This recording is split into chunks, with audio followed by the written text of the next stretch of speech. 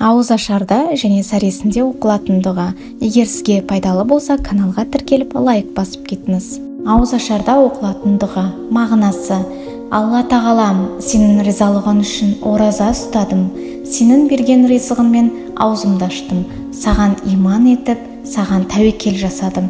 Шөл кетті, тамырлар суланды, иншалла сауабы да жазылды. Сәресіде айтылатын дұға. Мағынасы: таңертеңнен кешке дейін Алланың ризалығы үшін Рамазан айының оразасын ұстауға ниет еттім. Алланың ризалығы үшін тұтқан оразаларыңыз қабыл болсын.